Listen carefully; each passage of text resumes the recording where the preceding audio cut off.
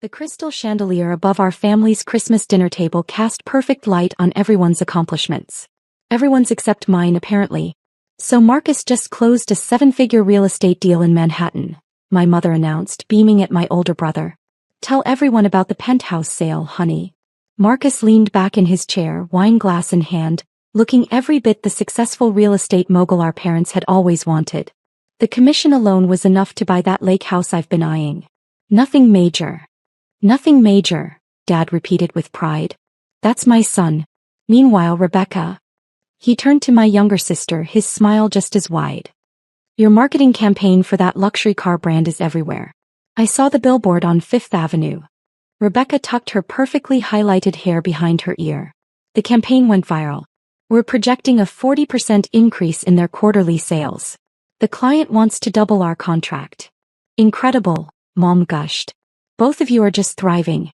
We're so proud. I continued cutting my prime rib into small, precise pieces. And Sarah, Dad's voice changed, the pride evaporating. You're still, what was it? An office assistant. Administrative assistant, I corrected quietly. Right. He waved his hand dismissively. Still answering phones and making coffee? How long has it been now? 5 years. 6, Mom corrected with a sigh. 6 years since college. I thought that business degree would lead somewhere, Sarah. Marcus smirked. To be fair, someone has to answer those phones. Not everyone can close million-dollar deals. Rebecca giggled into her wine glass. Remember when Sarah said she wanted to climb the corporate ladder? I guess she's still on the first rung. At least she has a job, Mom said, as if this was the most generous compliment she could muster. Though I worry about her future. Administrative work doesn't exactly scream career advancement. I took a sip of water, saying nothing. What company is it again? My Aunt Linda asked from across the table. Some tech startup? Technova Solutions, I replied. Never heard of it, Uncle Robert declared. Is it even a real company? These little startups pop up and disappear every day. It's real, I said simply. Well, they must not pay much if you're still in that tiny apartment, Marcus added. My assistant makes decent money and even she has a better place than yours. Your assistant? I asked calmly. Yeah, my administrative assistant at the real estate firm. She's great, but you know it's an entry-level position. She's 22, fresh out of college. Kind of expected at that age. He paused meaningfully. You're 31, Sarah. The table went uncomfortably silent for a moment. Maybe you should consider going back to school, Mom suggested. Get an MBA or something. Give yourself better options than just answering phones. I'm content with my position, I said, taking another bite of my dinner. Dad shook his head. Content. That's the problem with your generation. You settle for content, instead of striving for excellence. Look at your brother and sister, they're not content. They're hungry for success. I'm plenty successful, I replied quietly. Rebecca burst out laughing. Successful? Sarah, you're an office assistant. That's literally the definition of not successful. No offense. None taken, I said, meeting her eyes steadily.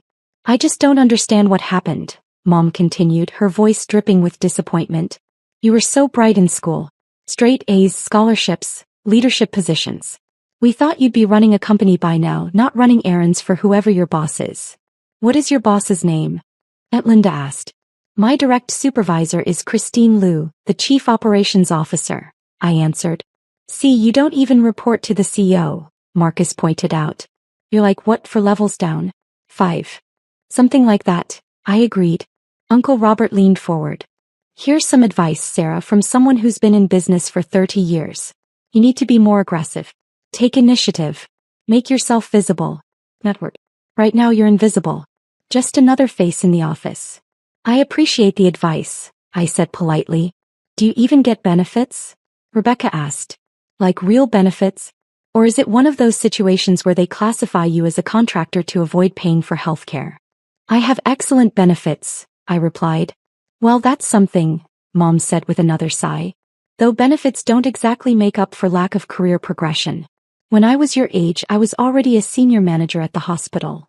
Different times, Dad added. But still, Sarah, your mother has a point. 6 years and no promotion? That's concerning. Have you thought about applying elsewhere? Maybe a bigger company where there's actual room for growth. I like where I am, I said. Marcus laughed. Of course you do. Why aim higher when you can stay comfortable in mediocrity? Marcus, that's harsh, Mom chided, though she didn't exactly disagree. But honey, he's not entirely wrong. You seem to have given up on ambition. What happened to the Sarah who wanted to change the world? I'm still that Sarah, I replied calmly. Really? Rebecca challenged. Because from where I'm sitting, you're the Sarah who fetches coffee and schedules meetings for people who actually make decisions. My phone buzzed on the table. I glanced down at the screen. The notification was marked urgent with 3 red flags. See, even on Christmas she's getting work calls, Dad noted with disapproval. They don't even respect your time off. That's what happens when you're expendable. I read the message. Emergency board meeting required. Critical investor situation. Need CO approval to proceed. All board members alerted. Is everything okay? Mom asked, noticing my screen. Just work, I said, setting the phone face down. On Christmas. Aunt Linda tooted. That's terrible. They shouldn't be bothering you on a holiday. What kind of company treats their employees like that? Can't you just ignore it? Rebecca suggested. I mean, you're an assistant. It's not like the company will collapse without you. My phone buzzed again. Then again. The notifications were coming rapidly now. Sarah, seriously, either turn that off or deal with it, Marcus complained. It's Christmas dinner. I picked up my phone and read the new messages. Christine Liu, we have a situation. The Patterson Investment Group is threatening to pull $400 million in funding. They're demanding immediate meeting with decision makers. James Chin, CFO, this could sink us. We need executive approval now. David Reynolds, board chair, where's final authority on this? We have 30 minutes before Patterson walks. Sorry, I said, standing from the table. I need to take this. Of course you do, Dad muttered. Can't even enjoy Christmas dinner without your boss snapping their fingers. I walked into the study, closing the door behind me. I quickly typed, conference call in 5 minutes. I'll join from here. The response was immediate. Thank God. We're dead without you. When I returned to the dining room 3 minutes later, everyone was deep in conversation about Rebecca's upcoming campaign for a luxury watch brand. All handled? Mom asked dismissively. Getting there, I replied. Must be nice to be so important that work can't function without you, Marcus said sarcastically. Oh wait, you're an assistant. They probably just needed you to schedule the meeting where actual executives will solve the problem. Something like that, I agreed, checking my watch. My phone rang. The screen showed, Christine Liu, executive line. I'm so sorry, I said to the table. I need to take this. For God's sake, Sarah, Dad snapped. Tell them you're having Christmas dinner with your family. Show some backbone. I answered the phone as I walked back toward the study. Sarah Chin speaking. Sarah, thank God. Christine's voice was stressed. Patterson is on the line with the entire board. They're threatening to pull all funding unless we can guarantee executive commitment to their revised terms. We need CEO authority to negotiate. Can you join the call? Conference me in, I said calmly. Joining now. The line clicked and suddenly I could hear multiple voices talking over each other in panic. Contractual obligations that we can't just ignore. Patterson has every right to pull funding if we don't. This will bankrupt us. We need the CEO to authorize. Gentlemen, I said clearly. This is Sarah Chin. Someone catch me up quickly. David Reynolds, the board chairman, spoke first. Sarah, Patterson Investment Group invested $400 million in our Series C funding round 9 months ago. They're now claiming we violated terms of the agreement by expanding into European markets without board consultation. They want to pull all funding immediately unless we can provide executive assurance that we'll adhere to their revised investment terms. What are their revised terms? I asked. 20% equity increase in their favor, 2 additional board seats, and veto power over all international expansion, Christine said. It's insane. We'd be giving them effective control of the company. And if we refuse? I asked. They pull funding, we lose $400 million, our valuation crashes, and we'll likely have to lay off 60% of staff, James Chin, our CFO, answered grimly. We'd be finished. Who am I speaking to from Patterson? I inquired. This is Gregory Patterson himself. A cold voice entered the call. And I'm tired of waiting. I gave you 30 minutes to get your CEO on this call. It's been 28. Where is your chief executive? Or does Technova not take its obligations seriously? I was still in my parents' study. Through the door I could hear my family laughing about something. Mr. Patterson, I said calmly. I'm sorry for the confusion. I am the CEO of Technova Solutions. The line went completely silent. Excuse me, Patterson finally said. I'm Sarah Chin, founder and chief executive officer of Technova Solutions. I've been CEO since I founded the company 6 years ago. I'm here to discuss your concerns. This is some kind of joke, Patterson said, but his voice had lost its edge. David, please confirm for Mr. Patterson, I said. David Reynolds cleared his throat. Mr. Patterson, I can confirm that Sarah Chin is indeed our founder and CEO. She's been in that position since the company's inception. Another long silence. You, Patterson seemed to be struggling. We've been negotiating with Christine Liu for months. We were told she was CEO. We assumed. You assumed Christine reported to someone else, I finished. She does. She reports to me. As do all our C-suite executives and board members. But you, when we did our due diligence, you saw that I maintain a relatively low public profile, I said. I prefer it that way. It allows me to focus on building the company rather than managing my personal brand. Now, regarding your concerns about European expansion.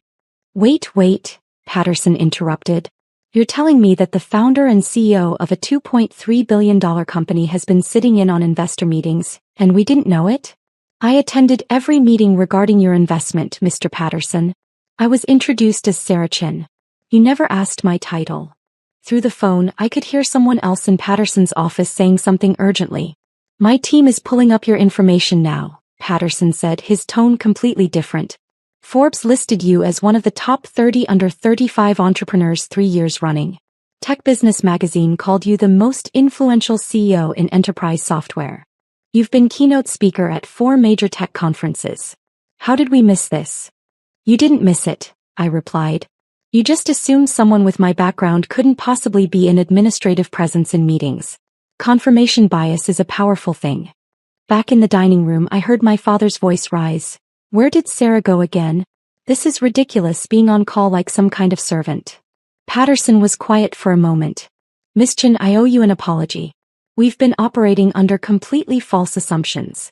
The revised terms we proposed were insulting and frankly showed you hadn't done proper research on our company structure or leadership, I said calmly. You threatened to pull $400 million in funding based on a misunderstanding of our governance. That tells me you're not looking at data, you're looking at assumptions. You're absolutely right, Patterson admitted. I apologize. Can we start this conversation over? We can, I said. But first, let me address your concerns about European expansion. We didn't violate any terms of our agreement. Section 7, Clause 3 of our investment contract specifically allows for international expansion into markets with over 100 million potential users, provided we maintain quarterly revenue growth above 15%. We've maintained an average of 23% growth. The European expansion falls entirely within our contractual rights. I need to review the contract, Patterson said. David, please send Mr. Patterson the relevant sections highlighted, I instructed. Mr. Patterson, I suggest you review with your legal team and call me back in 48 hours when you've verified the information. We're happy to continue working with Patterson Investment Group, but not under duress or based on misunderstandings. Miss Chennai, yes, absolutely. Thank you for your patience. Christine, James, David, thank you all for handling this until I could join. We'll reconvene after the holiday. Everyone enjoy your Christmas. I ended the call and stood in the study for a moment, gathering myself. When I walked back into the dining room, dessert had been served. Tiramisu. Finally, Rebecca said. We thought you died in there. Sorry about that, I said, sitting down. Crisis averted. Crisis, Marcus snorted. What kind of crisis could an administrative assistant possibly handle? Did someone need emergency coffee? Something like that, I replied, picking up my dessert fork. See, this is exactly what I'm talking about, Dad said, gesturing at me with his spoon. You're at their beck and call 24/7 and for what? A modest salary and zero recognition. You need to find a company that values you, Sarah. I'm quite valued where I am, I said. Mom shook her head sadly. You say that, but honey, if they valued you, you'd have been promoted by now. 6 years as an assistant? That's not value, that's exploitation. My phone buzzed again. Multiple notifications. Christina, you're incredible. Patterson just sent over a formal apology and requested a call with you directly next week. David Reynolds. That was masterful. He had no idea who he was threatening. James Chin. You just saved the company. Merry Christmas, boss. More work emergencies? Rebecca asked mockingly. Let me guess. Someone needs copies made? Just colleagues saying Merry Christmas, I replied. How thoughtful, Aunt Linda said. Though I suppose even bosses can be pleasant on holidays. Does your supervisor appreciate you at least? My supervisor is very appreciative, I confirmed. Marcus leaned forward. Seriously though, Sarah, what's your 5-year plan? You can't answer phones forever. Even if you like the company, don't you want to move up? Become a manager or something? I'm comfortable with my current trajectory, I said. Current trajectory, Dad repeated with disgust. What trajectory? You're stagnant. Static. You're not going anywhere. I disagree, I replied calmly. Then enlighten us, Rebecca challenged. What's this big trajectory we're missing? What's your secret plan for success? I took a bite of tiramisu. I'm content where I am. Content again, Mom sighed. That word. It's like you've given up on dreaming. Uncle Robert jumped in. When I was your age, I was already running my own department. Had 12 people reporting to me. That's success, Sarah. That's ambition. What do you have to show for 6 years? Experience, I answered. Experience as an assistant, Marcus clarified. That's like saying you have 6 years of experience making coffee. It's not impressive. My phone rang again. This time the screen showed Michael Torres' Wall Street Journal. Oh, for heaven's sake, Dad exploded. Turn that thing off. It's Christmas. I should take this, I said quietly. I'll be quick. Of course you will, Rebecca muttered. Can't keep your boss waiting. I stepped into the hallway and answered. Michael, Merry Christmas. Sarah. Sorry to bother you on the holiday. Quick question. I'm running the piece on Technova's Q4 performance tomorrow. Can you confirm the revenue numbers? My sources say you hit $890 million for the quarter, which would put your annual revenue over $3 billion for the first time. That's correct, I confirmed. We'll make the official announcement on the 27th. Incredible. That's what 200% growth from last year. Closer to 220, I said. But let's stick with the conservative estimate for your article. You got it. One more thing. Forbes is finalizing their most powerful women in tech list. They're putting you at number 7. Any comment? I appreciate the recognition, but I'd rather the focus stay on our team's achievements than individual accolades. Classic Sarah Chin, Michael laughed. Always deflecting credit. Okay, I'll let you get back to your holiday. Thanks for confirming. I hung up and returned to the dining room. All done with your work emergency? Mom asked with thinly veiled irritation. Yes, all handled, I replied. Good. Now maybe you can actually participate in family time instead of being at everyone's beck and call. Marcus set down his wine glass. You know what your problem is, Sarah? You have no boundaries. You let work walk all over you. In my field, I make clients wait. I control the relationship. That's power. You're just reactive. Interesting perspective, I said. It's not perspective, it's reality, he insisted. Look at Rebecca and me. We dictate terms. We're in control. You just respond when someone tells you to jump. That's the difference between success and mediocrity. Rebecca nodded enthusiastically. Exactly. I have clients begging to work with me. They know I'm the best, so they wait for my availability. You're the opposite. Available whenever anyone needs you. It's sad. I'm glad you both have that dynamic with your clients, I said neutrally. You could too if you just show some initiative, Dad insisted. Stop being so passive. Demand a promotion. Demand a raise. Make them see your value or leave for somewhere that will. I'm appropriately compensated for my role, I assured him. Uncle Robert laughed. Appropriately compensated as an assistant? What's that, maybe $60,000 a year? 70 if you're lucky? Something in that range, I said vaguely. Exactly my point, Dad said triumphantly. Your sister probably makes that in a month with her bonuses. Marcus makes it in a week with his commissions. You're barely scraping by. I manage, I replied. Just managing isn't living, Mom said softly. We want more for you, Sarah. We want you to thrive, not just survive. Aunt Linda reached over and patted my hand. Honey, there's no shame in where you are. But you're 31.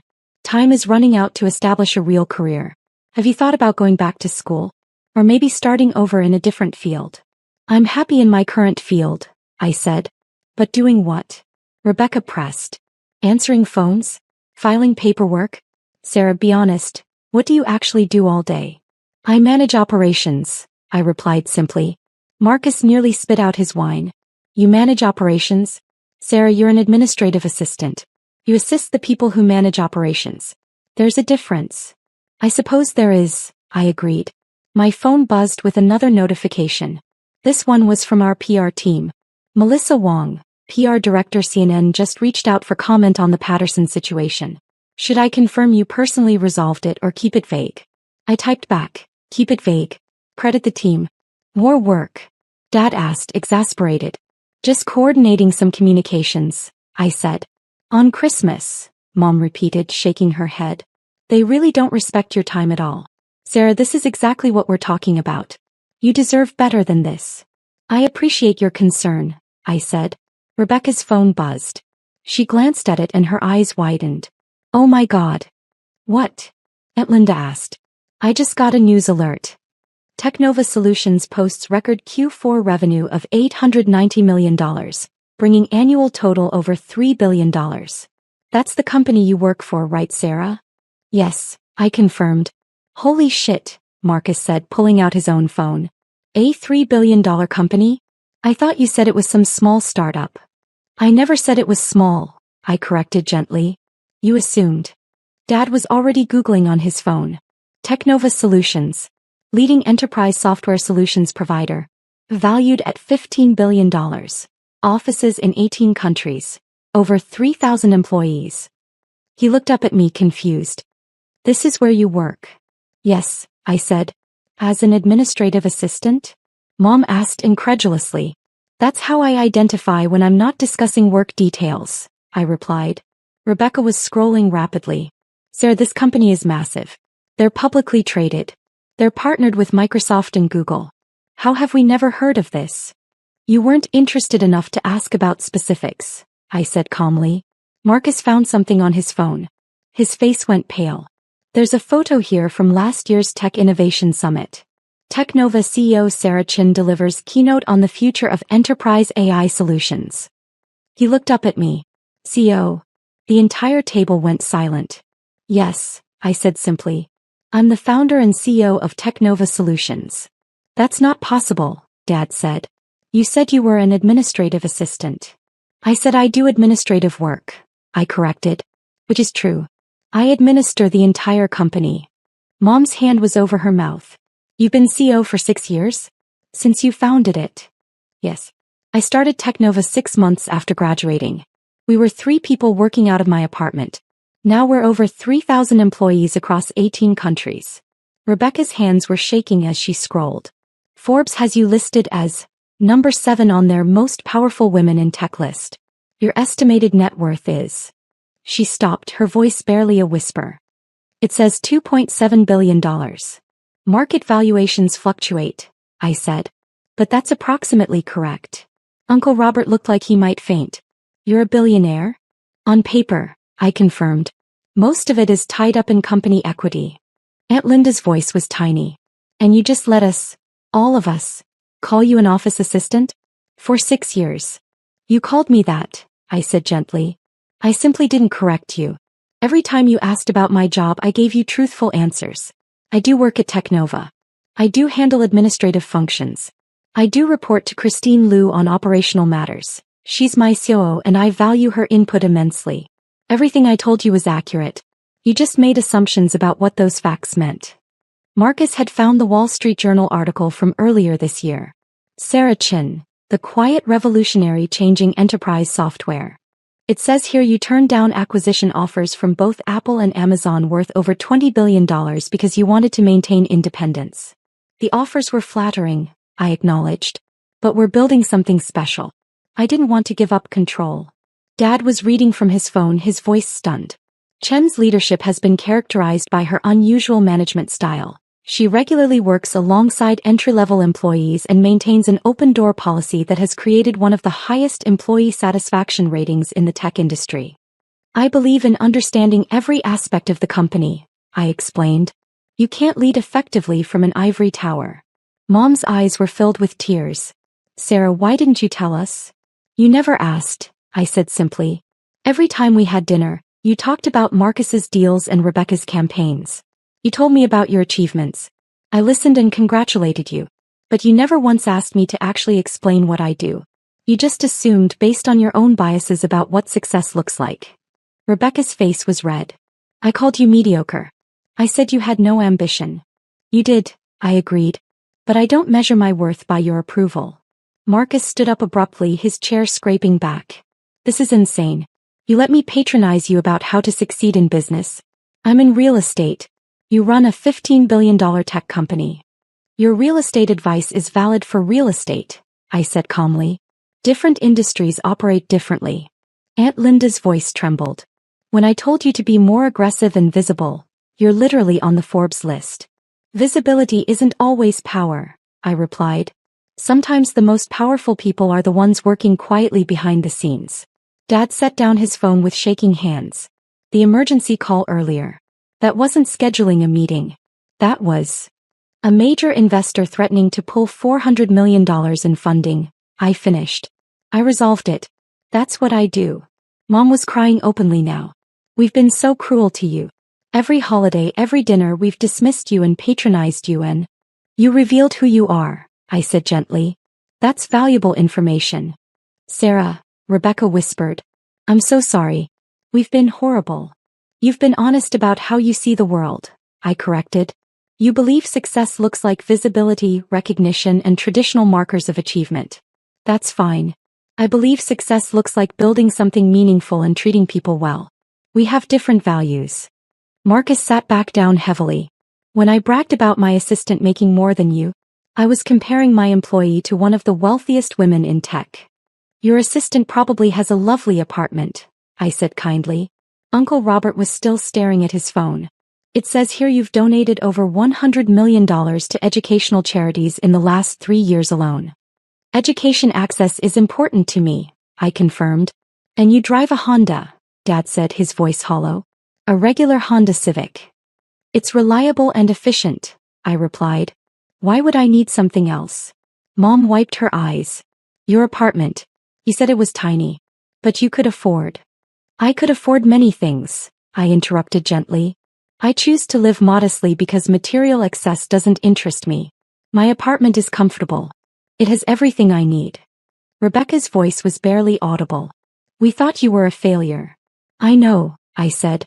I let you think that because your assessment of my success was never important to my actual success.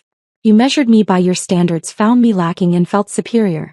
That told me everything I needed to know about your priorities. Why didn't you just tell us? Marcus demanded. 6 years of letting us mock you. Because telling you would have been about seeking your validation, I explained calmly. I don't need your validation. I never did. I came to family dinners because I wanted to maintain the relationship, not because I needed your approval of my choices. Dad's voice cracked. We've been so wrong about you. You've been exactly who you are, I replied. I accepted that a long time ago. Aunt Linda stood abruptly. I'm sorry, I need a moment. She left the table quickly. The silence that followed was deafening. Finally, Uncle Robert spoke. The advice I gave you earlier. About being more aggressive and visible. That was advice that works in your industry, I finished. Different contexts require different approaches. There's no single path to success. Mom reached for my hand. Can you forgive us? There's nothing to forgive, I said truthfully. You showed me who you are when you thought I was powerless. That's actually a gift. I know exactly where I stand with each of you. Marcus's voice was hoarse. What does that mean? It means I understand our relationship clearly now, I replied. You respected me when you thought I had power. You dismissed me when you thought I didn't. That tells me your respect is conditional on status, not character. Rebecca started crying. Sarah, please. We made a mistake. A terrible mistake. You made a choice, I corrected gently. Every dinner, every holiday, every phone call. You chose to demean someone you believed was beneath you. Those weren't mistakes. Those were decisions that revealed your values. Dad's face was ashen. So what happens now? I stood up from the table, gathering my coat. Now I go home. I have a board meeting tomorrow to prepare for. We're expanding into 3 new Asian markets and I need to review the proposals. On the day after Christmas? Mom asked weakly. Building a $15 billion company doesn't stop for holidays, I replied. But I make time for family dinners even when they're difficult. That's the difference between us. I show up regardless of whether I'm appreciated. Marcus did too. Sir, wait. Please. Can we talk about this? We just did, I said calmly. You now know who I am. I've always known who you are. Nothing has actually changed except your awareness. Rebecca blocked my path. You can't just leave like this. I can, I assured her. And I am. Thank you for dinner, Mom. The prime rib was excellent as always. Sarah, Dad started. I'll see you all at Easter, I said, walking toward the door. Assuming you still want me there now that you know I don't need your pity or your approval.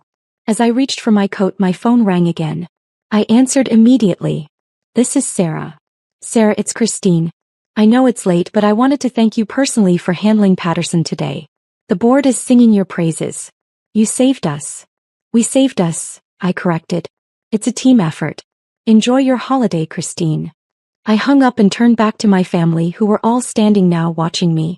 That was my COO, I said. The woman you thought was my boss. She was thanking me for saving the company today. Just so we're clear. Uncle Robert found his voice. Sarah, we owe you an enormous apology. You owe me nothing, I replied. You've given me exactly what I needed. Clarity about who you are when you think no one powerful is watching. I opened the door, pausing to look back at them one last time. Merry Christmas, I said quietly. I hope you all have wonderful success in the new year. I know I will. As I walked to my reliable Honda Civic, I could hear raised voices from inside the house. Arguments, recriminations, desperate attempts to process what had just happened. I sat in my car for a moment, checking my messages. There were dozens, board members, executives, investors, all checking in about the Patterson situation. All treating me with the respect my family had never shown. I started the engine and drove away from the house where I'd spent 6 years being diminished by people who loved status more than substance. My phone rang one more time. Michael Torres from the Wall Street Journal again. Michael, I answered. What can I do for you? Quick follow-up. Patterson Investment Group just released a statement praising your exceptional leadership and clear vision for Technova's future. They're calling you one of the most underestimated CEOs in tech. Any comment? I smiled, thinking of my family's faces when they realized who I'd been all along. Just this. The best leaders are the ones no one sees coming. Success doesn't require an audience, Michael. It just requires doing the work. Perfect. That's going in the headline. Thanks, Sarah. As I drove through the quiet Christmas evening streets, I thought about my family learning to live with the knowledge that they dismissed a billionaire CEO as a failure for 6 years. That, I realized, was its own kind of justice. I didn't need them to understand me. I didn't need them to respect me. I just needed them to finally see what had been there all along. Someone who measured success by impact, not approval. And tomorrow I'd go back to building my company, leading my team and changing my industry. With or without my family's belated recognition.